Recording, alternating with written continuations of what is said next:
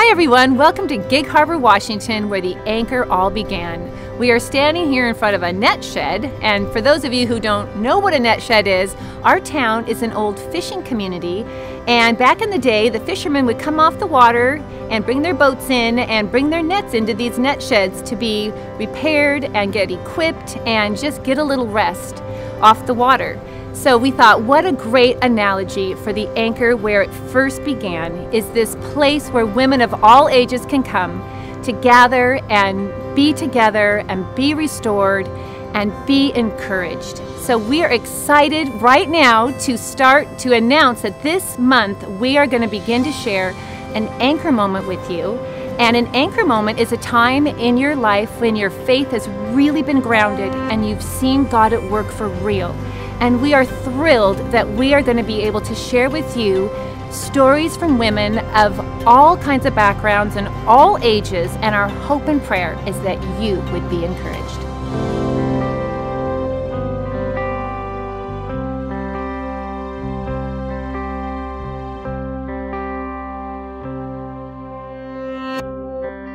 Hi, I am Joy Zorn, and I am honored to get to share an anchor moment from my life with you.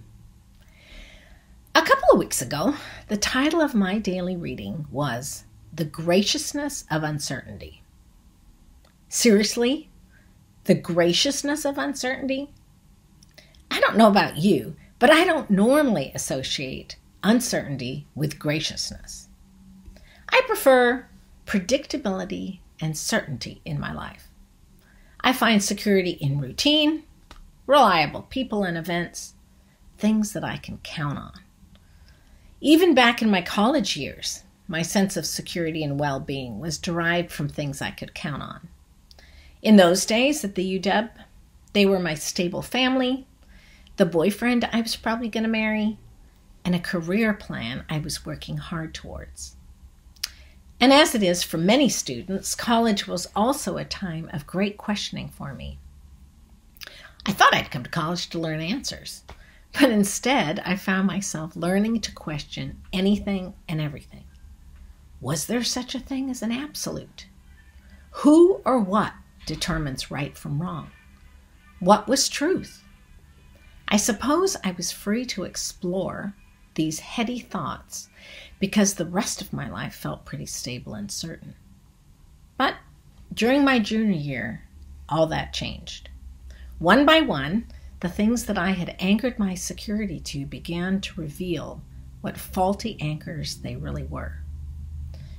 My boyfriend and I broke up, my career plans were changing, and the biggest shakeup of all for me was my dad announcing he was leaving my mom after 23 years of marriage. I loved my parents, and it hurt terribly to see them so confused and vulnerable. Although I was living in an apartment near campus, I still had my home and my mom and dad to bring my laundry to, or have change my oil, enjoy a home-cooked meal. But now all that was changing. My dad moved out, our home went up for sale, and my normally stable and dependable parents were in a state of instability and confusion themselves. I felt completely and totally disoriented, like a nightmare that I wanted to wake up from, or one of those awful upside down, inside out kind of rides at the amusement park that I just wanted to get off. Nothing seemed stable or reliable anymore. Well, in the middle of all this, I happened to go on a date with a young man who both attracted and infuriated me. I liked his confidence, his joy of living, the respect with which he treated me, and yes, he was cute. But he disagreed with me on just about everything we discussed.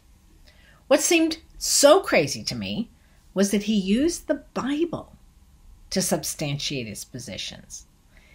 He seemed so sure of its authenticity and authority. My opinions were based on whatever seemed to make the most sense to me, I suppose. They were formed from books I agreed with, professors I admired, things my parents maybe had said, or maybe just popular opinion. But the Bible? You've got to be kidding. I'd gone to Sunday school most of my life. I knew the stories about Adam and Eve, Noah's Ark, Jonah and the whale, but big deal. What did those stories and the book that contained them have to do with my world crumbling around me? And yet, there was something appealing to me about the unchangingness of this book, the Bible. I was tired of being wishy-washy, and it bothered me that I didn't really know what I believed. What it boiled down to for me was either the Bible was the truth and I needed to embrace its message fully, or it wasn't true and I could reject it completely and just get on with life. Well, I went on a mission to try and resolve this for myself once and for all. I read everything I could. I asked everyone I came across, and I even read the Bible itself. And you know what?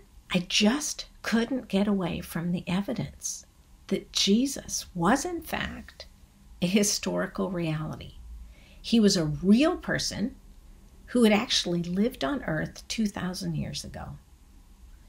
He claimed he loved me and that I didn't have to do anything to earn that love. And so to prove it, he had died for me. Was this really true? Oh man, I grappled and I wrestled for weeks and weeks until finally, in my desperation to anchor my soul to something or someone unchanging and trustworthy, I took a step of faith and I told this God of the Bible that I wanted to learn to follow him and his son, Jesus Christ.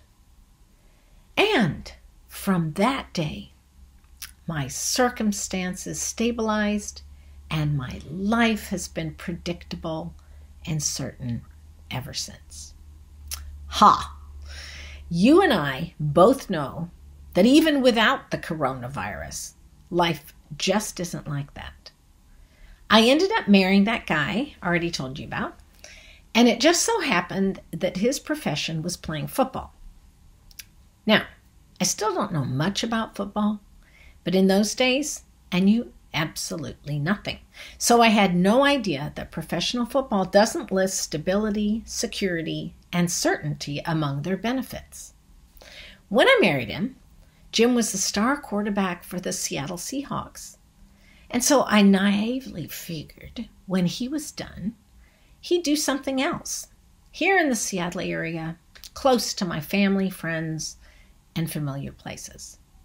However, somewhere in the middle of the 9 states and 16 some homes in which we ended up living, I realized that just wasn't so.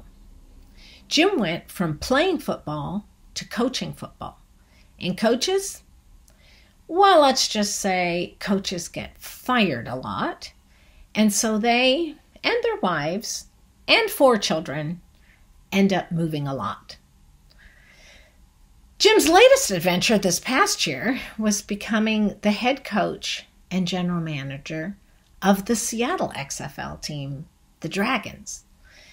But a few months ago, COVID-19 shut it all down, and a couple of weeks later, the league owner filed for bankruptcy. But here's how Jesus Christ has proved to be a sure anchor for me in the midst of all that uncertainty. From when I first told him that I wanted to learn to follow him, through all that moving, many, many other changes, and even in the midst of today's uncertainties, he has been faithful and true. I've cried out to him in confusion. I've wept before him at night in sorrow. And I've even angrily stomped around, frustrated with him over how things are going or not going. And yet, over and over again, he has graciously met me where I'm at, gently assured me of his love, and simply asked me to trust him. His love and faithfulness have been certain. This, then, is the graciousness of uncertainty. For when my life has been shaken, I have been forced to examine the sureness of the foundation on which I've been building my life. Or to use another analogy, I suppose it's, what is the reliability of what or to whom I have anchored myself? Well, I recommend to you Jesus Christ. He and his kingdom have not and cannot be shaken.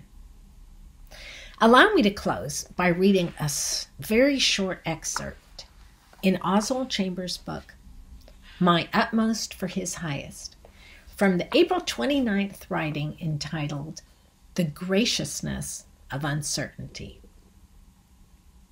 The spiritual life is the life of a child. We are not uncertain of God, just uncertain of what he is going to do next. But when we have the right relationship with God, life is full of spontaneous, joyful uncertainty and expectancy. Jesus said, "Believe also in me," not believe certain things about me. Leave everything to him, and it will be gloriously and graciously uncertain how he will come in. But you can be certain that he will come. Remain faithful to him. Thank you for listening.